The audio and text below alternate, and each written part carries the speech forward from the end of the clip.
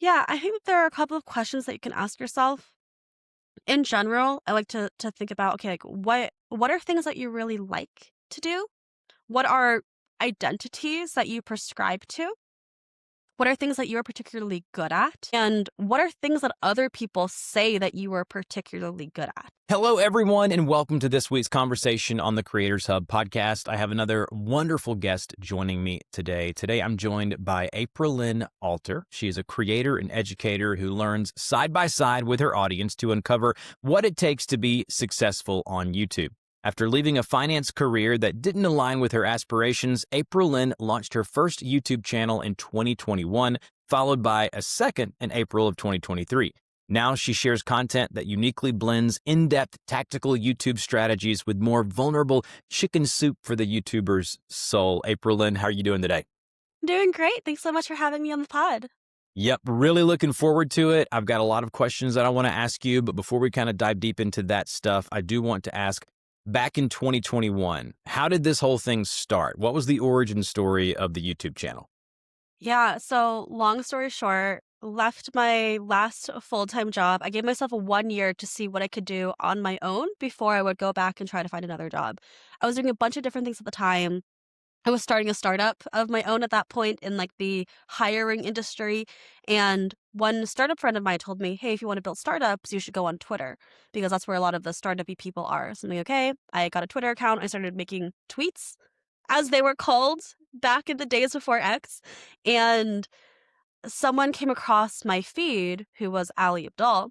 And I actually listened to a podcast episode featuring Ali, and he was breaking down his business. And that was the very first time I realized that you could be an educator on YouTube. Previously, I had only watched YouTube here and there, mostly just for like how to change a tire, how to tie a tie, very simple one-time use cases.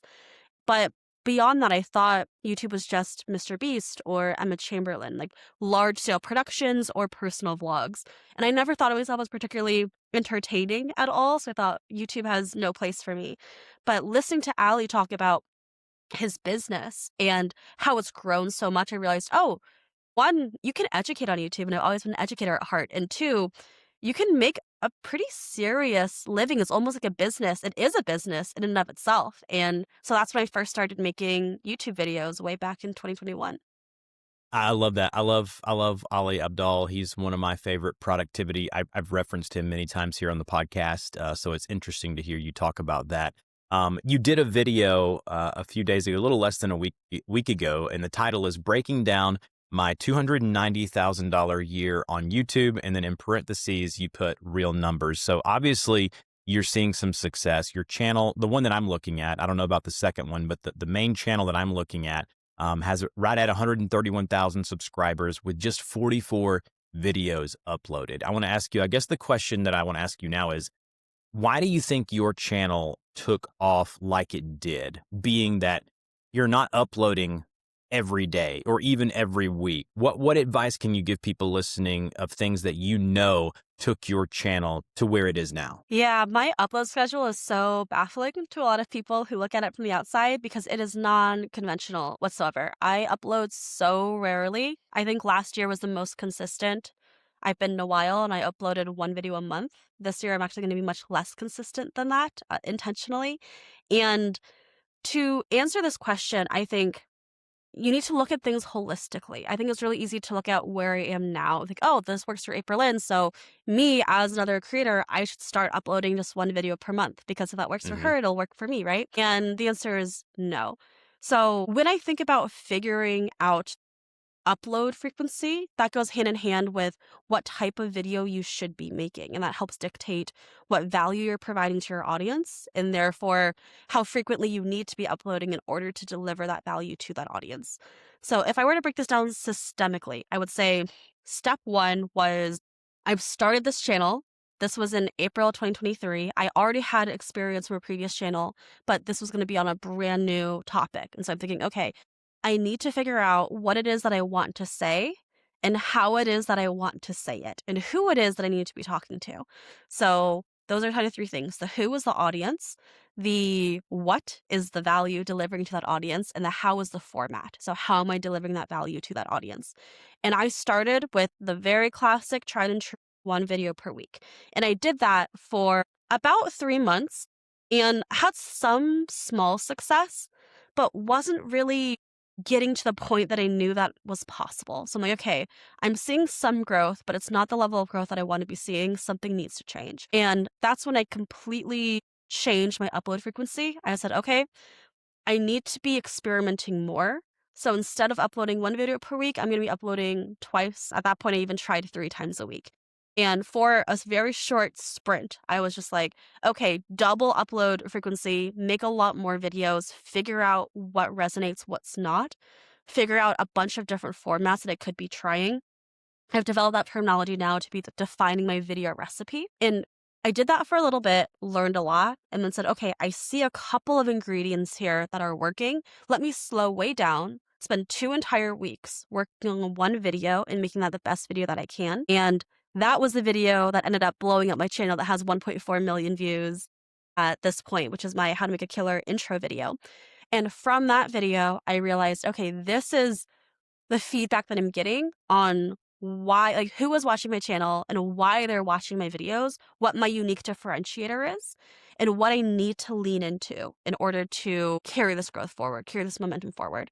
And for me personally, those unique differentiators were really, really, really deep research, like a ton of work that very few people in this industry have been putting into for their videos when it comes into like the sheer number of hours I spent researching for a video, the sheer number of pages of research I put into a video, and the visual and accessible way I take all of that research and put it into a framework that people can see and understand. So I took that and was like, okay, go ahead. Do you mind? I'm sorry, I don't mean to interrupt you, Oh, you're but do good. you mind? I think it would help the audience if you would give what was your who, your what, and your Mm. why. Can you just briefly explain for you and your channel? You know, the channel banner on your YouTube channel says your name, and then it says create a life you love, making videos you love, which that's pretty self-explanatory. And we mentioned Ali Abdal earlier. He opens every one of his videos by saying, "Hey guys, I'm Ollie. I'm a YouTuber. I worked in medicine, turned YouTube. He explains who he is very quickly in that hook. So can you explain your who and your what and your why? Yeah, I think it has evolved over time. I think when I was starting out, I really wanted my who to be intermediate creators, like people who have already started a channel, but who wanted something more, who were kind of sick of the shallow level of YouTube advice that a lot of people were giving and like really wanted the don't just tell me what to do, but tell me like truly how to do it, like step by step as granularly as possible. They want levels deeper. So that was my who to begin with. Now I think my who has evolved a little bit more, has broadened to a lot of creators at a lot of different stages, but that was where it was at that point. The how, I guess I'll say that the what next. So the what was that deep YouTube knowledge that can help them understand a specific topic. I was focusing on specific topics at that point because that's what I could really dive deep into, like specific areas of YouTube creation. And my how at that point was acting more as like a curator of information. I knew I was like, okay, I'm relatively brand new to the scene. No one's going to trust this random girl who says, I figured out how to do YouTube because I have no credibility of my own. But what instead, the value that I can offer is, hey, I have watched all of these interviews from the top creators in the world. And I've seen patterns of everything that they say. And I packaged it all really, really nicely to you and shown you the proof to back it up. And that is my how. Like, that is the type of value that I'm providing. And that's what my who, what, how was at that point. Do As far as the cadence of one video per month, do you think that, I mean, I know that's not going to work in every niche, but for what you are doing and your channel and your audience, knowing who that is, why do you think that cadence worked for you?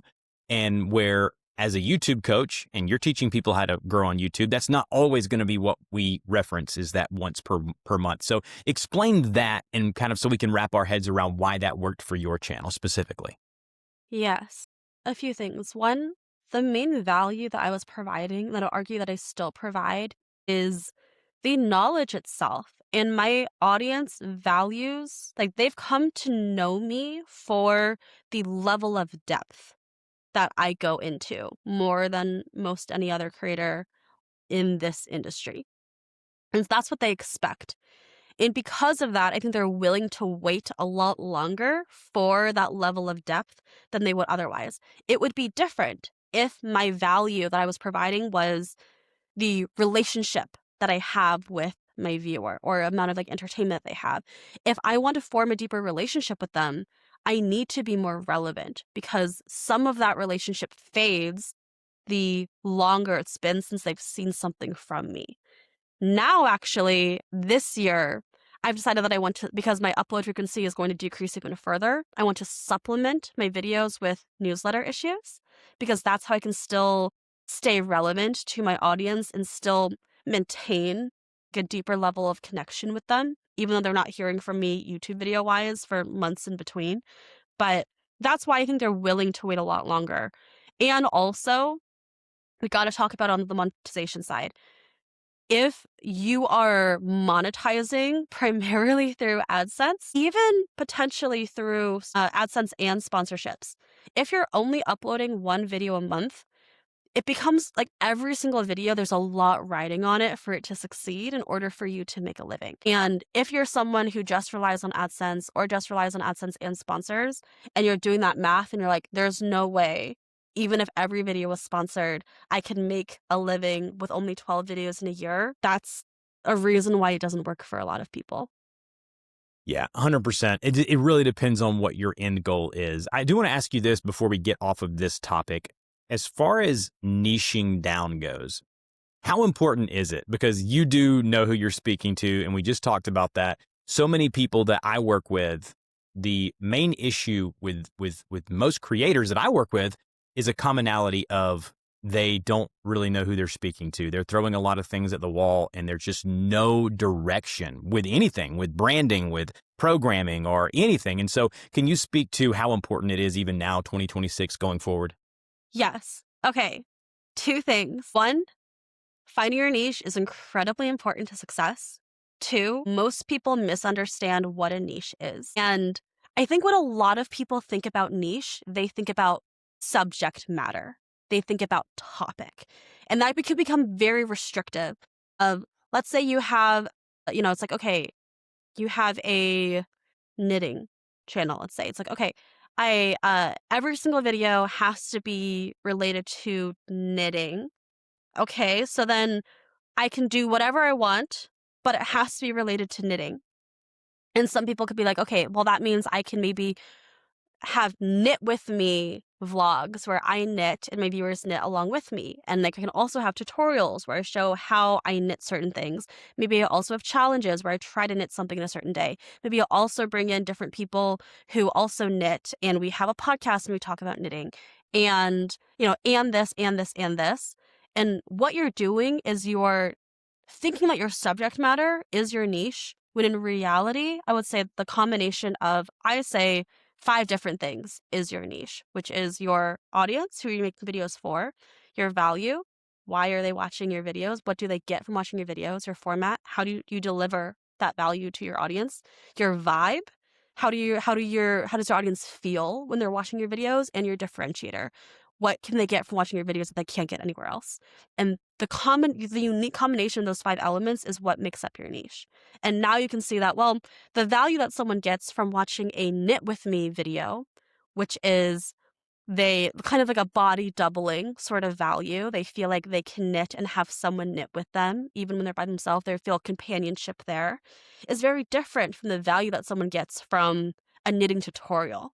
They want to learn how to do something specific and tangible so that they can do it themselves. They want a specific result from that.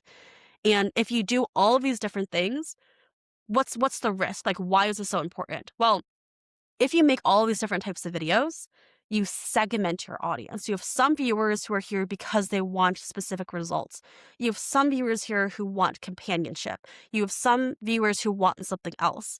And that means that whenever you make a video, let's say a companionship type of video, all of the viewers who are there because they want a specific result, because they want tutorials, they're not going to click on it. They're not going to watch it. Your average view duration is going to go down. Your click through rate's going to go down. YouTube's going to see that video and say, hey, if your own audience doesn't like this video, why would I risk serving it to complete strangers? This is probably not a video that's going to resonate. So your momentum gets capped. Instead, you want every video to provide the same type of value to that same type of audience so that each successive time, more and more people are going to be attracted to and watch that video and the next and the next. And that's how you build momentum. How does one find what their differentiator is? Is there a thing, an algorithm or something you've discovered working with so many creators or yourself? How can I, Dusty, or whoever's listening to this, what exercises can we do to find maybe what our differentiator is as a creator, as opposed to aimlessly wandering around trying to figure out what it might be? Yeah, I think there are a couple of questions that you can ask yourself. In general, I like to think about, okay, like what are things that you really like to do? What are identities that you prescribe to? What are things that you're particularly good at? And what are things that other people say that you are particularly good at? And I think those, I literally, like, when I was thinking about starting this channel, I literally sat down with those questions and wrote down like lists of like bullet points under each of those headings to see what are all the different things that could contribute to something unique about me or some type of differentiator that I think that I could add. I think that question of what do others say you're really good at can be really illuminating too, because often for our unique advantages, our differentiators, we usually can't spot them ourselves because we think that's normal. For me, that thing was, I guess, my ability to make information accessible. I never thought about that as a strength of mine. So I'm like, what do you mean? I'm just sharing what I know. Like that's just, it just comes so naturally. It was only other people telling me, Aprilynne, you're so good at this. And this happened. Now this happens to the comments, but even before this, my friends would tell me this, my parents would tell me this, my colleagues would tell me this. Like these were things that I got feedback from other people who knew me. So I was like, okay, well, even though I don't really see this, other people say I'm good at this thing. So that's the thing. Something that I'm not good at, but I'll give another example that I've seen in lots of other people is maybe you're really good at striking up conversations with people, or you come alive. You like the question like what energizes you? You feel like you come alive when you're around other people. It's like, well, maybe your content should be designed in some way where you're interacting with people, like kind of what you're doing right now, Dusty, with like a podcast versus having completely solo content, talking head videos. Maybe you won't shine as much in those environments as when you are in ones where you get to interact with more people. So that's kind of where it would start when I'm thinking about what my differentiator is. I interrupt the conversation just for a few seconds to remind you that we have a ton of different offerings for creators. Everything from one-on-one private coaching, YouTube channel reviews and audits, where I take a look at your channel and tell you where I think you should be spending your time to efficiently grow your channel. We have the Mastermind group, which $5 to $10 gets you in. You get access to weekly exclusive podcast recordings, our Discord forums, the Mastermind calls, alongside of the pop-out calls that are hosted by our members. So if you're looking for a place to just grow and get to know other creators and bounce ideas off of them, that's the place to do it. And then lastly, I want to mention my email newsletter, The Entrepreneur's Minute. It's free. I'm not going to spam you with a bunch of different emails. Every Friday, I talk about what I'm doing to grow my business and further my personal brand. And if you'd like to take a look at the links mentioned on this show and previous episodes, we have a running spreadsheet called the Entrepreneur's Toolbox. All of that linked down below. All right, with that said, back to the show.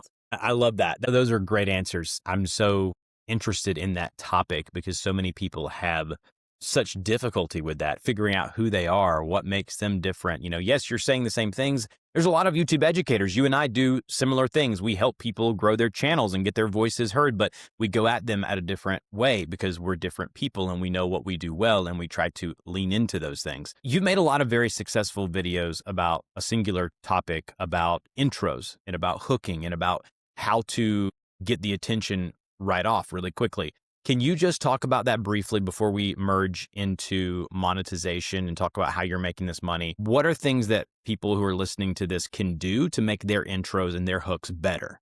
Yes, really quickly. One, your hook starts with your title and thumbnail.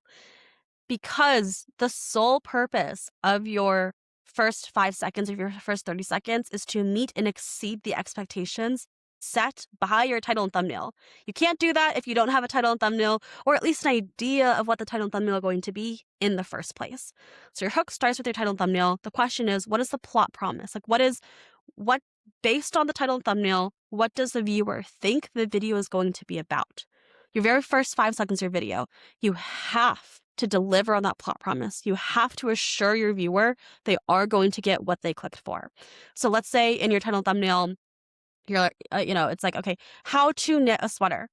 If in the first 5 seconds you do not mention knitting and you do not mention a sweater and you do not mention that you're going to learn how to do it, that is a bad first 5 seconds, because that is what the viewer thinks they're going to get. You have to deliver on those expectations.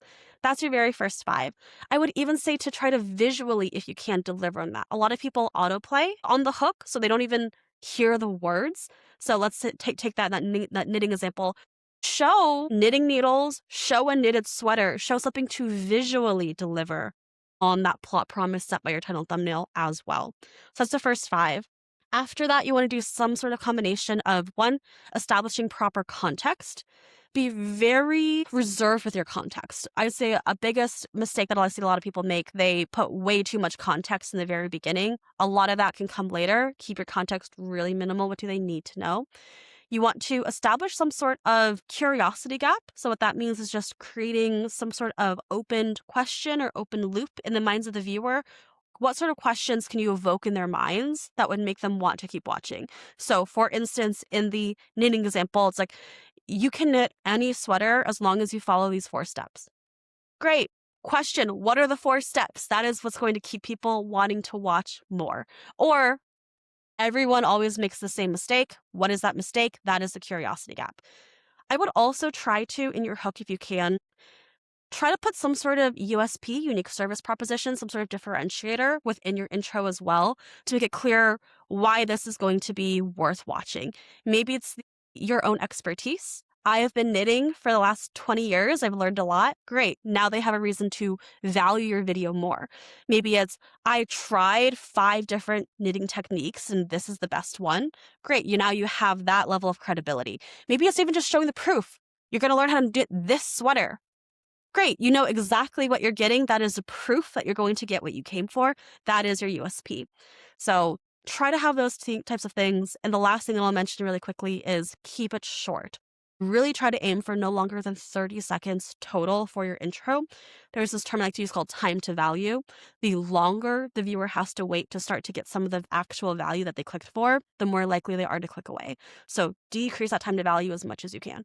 Yeah, time to value is something I talk about quite frequently. I love that, the way you put it, because if you're sitting here and you're adding all this fluff and you're trying to add a bunch of flashy things and segments, but you're getting away, or you're straying away from what the core meat of the video is about, you're going to lose people quickly. Getting into it and doing all the things that you talked about, that's really good. So I wanted to ask the intro expert about intros. That I would have really done a disservice to my audience. So you're obviously making really good money doing this. You're helping other people make really good money. Can we talk about now how you are monetizing?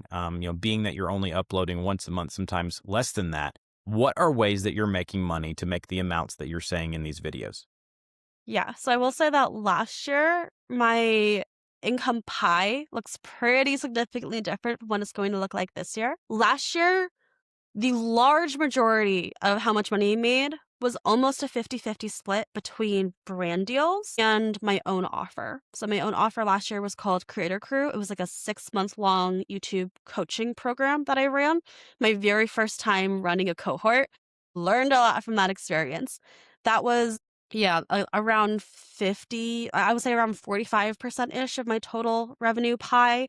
The other 45%-ish came from brand deals. Every single video was sponsored, and there was a lot I did outside of just videos to go within those brand deals as well.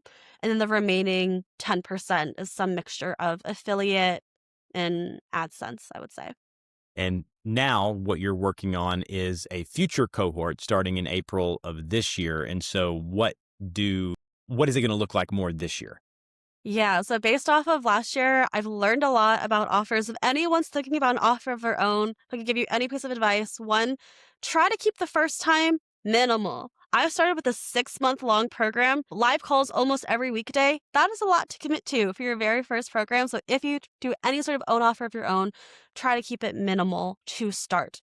I've learned a lot from that experience. The students had a great time. It was crazy. I think the average subscriber growth was 50% for all of the channels, which was wild.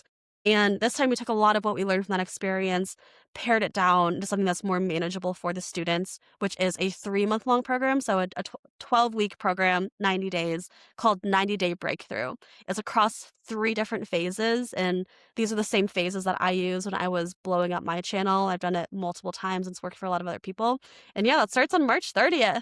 Open for enrollment now. I'm super, super stoked for this cohort, especially because this year I'm really not accepting brand deals very much this year. I basically decided after everything I learned last year, just kind of not prioritizing them. So maybe you'll see a couple of brand deals from me this year, but nowhere near it was last year. That's awesome. It's cool how you're pivoting it, and being that you made that much money last year, it shows the confidence that you have in your in your program, and I love that. I want to ask you this: working with so many creators last year in that longer program, and obviously doing so up until this point today, what are some of the common things that you see people struggle with the most as far as creators go, and what do you advise to help them get through those maybe those blocks in their creative journey? Yeah, I would say so many people, regardless of level, struggle with the same questions of like, what is my video recipe? Who am I making videos for? What type of value am I providing? How do I want to provide that value? You have that questions when you're just starting out because you're like, what channel do I want to have? You have that question even later on when you're more intermediate because maybe that answer has changed from where you were to where you want to be. And the question of, do I pivot? Is it possible to pivot? How do I live the life that I want to live while still delivering the value to my viewers? That's a really big challenge that they have. And yeah, I would say the best thing that they can do is one, expand your taste. Like, I think a lot of people forget how to be conscious consumers of YouTube and really like spend intentional time every single week consuming YouTube as a creator, thinking about why did I click on this video? Like, really, why? Is it because I wanted this result? Is it because of this other thing? Is it because this something about this title or this thumbnail opened a really big curiosity gap for me and that made me click? Write that down, save that to a swipe file. That's really, really, really important.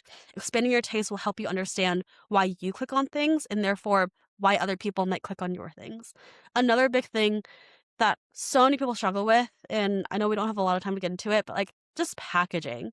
Titles and thumbnails together, whew, I would say 80% of the success of a video, if not more, is determined by your, like, simply your title and thumbnail, which sucks for a lot of reasons. The fact that you can put so much work into a video and have none of it matter if you don't do well in your title and thumbnail. But one of the best things that you can do for that is look for validation, look for proof of prior success. Something that my producer and I do when we're packaging every video very intentionally is we'll like look for outliers for similar topics or even just similar formats of videos from other creators and think about what's the main character of these thumbnails? What are the supporting characters in these thumbnails? Is there any text? If so, what is the text? Why is this text there? Commenting, is it supporting? Is it adding credibility? Is it adding another curiosity gap? How do they use these different elements? And we'll use that as a building block when we're creating our own thumbnail versus just staring at like a blank 1080 by 1920 like canvas and thinking like, what the heck do I put in there? It's really hard to start from scratch. So yeah, those are two things that I'll mention there. Yeah, packaging, we might can lean into that for a few minutes before we close out today. If you have a channel, treating it like a business and treating it like one coherent thing is so important. So many people have thumbnails that are all over the place. One time they'll use this color, they'll use this font, but like for yours, you found a style that worked for you, that found success, and your most popular video, kind of having a picture of you at the bottom and then having some really colorful kind of elements at the top above you. Can you talk on landing on your style, like, and how everyone's might be different, but maybe how you found yours? Yeah, style is such a tricky, tricky, tricky thing. For my style, honestly, I wish that I could say that, like, oh, it's a very formulaic thing, and I chose this because of this, and I chose that because of that. That one thumbnail that blew up, and that was crazy. That even started like its own different format of thumbnail that I've seen a lot of different people in different niches use as well. I just thought of it. Like, and I wish, I truly wish that there was something that I could say, but like for that specific thumbnail, I was thinking about how I wanted to make that, like how I wanted to package that. And that particular image, that like minimalistic image just came to mind.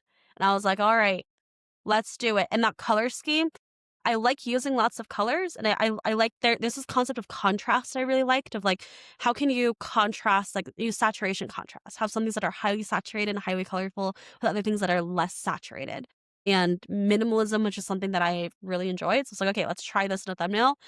Didn't really have any proof of prior success there. I had never seen a thumbnail like that before. I just did it. And lo and behold, it worked out. The thing is, after that thumbnail worked out, instead of being like, okay, let's try something different for the next thumbnail, I'm like, no, let us stay as close as possible to this thumbnail formula. How can I take this is concept of like templatizing or formatizing? So how can you take something that has worked really well for you in the past and formatize it so that you can do another video, but take different elements of the thing that you formatized and applied it to this. So that's why my very next thumbnail, which is about thumbnails. Like, okay, how can I have a similar composition? How can I have a similar saturation contrast? How can I have a similar main character supporting character text, but have it be related to thumbnails versus intros? How can I visualize thumbnails versus visualizing intros? And I stuck pretty closely to that format until I felt like I had a good enough handle on it to be able to tweak things, but still keep the idea of saturation contrast as much as I could. Now I'll start to experiment a little bit more, but really it's like once you find something that works for you, keep to it as closely as you can. Yeah, and being able to have someone look at a video thumbnail in the suggested videos and say, "Oh, that's an Aprilynne video," right? To where they can see that style and know it's something that reflects you. They've seen that before. Like we talked about Ali Abdaal, we've used him a few times today. His thumbnails all have a very similar styling, font, kind of playful nature to them. And so I think that figuring out what yours is very important. This has been a great episode. Aprilynne, I'd love to bring you back on when we have more time and chat about specific things in regards to the creator economy. And so maybe we can do that in the near future. But good luck on your cohort. I'll put links down below to her website where you can check that out, as well as her YouTube channel to see the other content she creates. But we really appreciate your time today. Thank you so much for having me. I really appreciate it. And that's a wrap on this week's episode of the Creators Hub Show. I'll link below all the different offerings that we have for creators, everything from our private one-on-one coaching, our mastermind group with mastermind calls, exclusive podcasts, as well as our YouTube channel reviews and audits. If this show is something that's helped you, do something that's absolutely free. Subscribe to the podcast wherever and however you consume your podcast, as well as two other things. Leave us a review. And if you know someone who would be a great fit for this podcast, there's a Google form on my website. Fill it out and connect me with those creators. And with that said, we'll talk to you guys next week.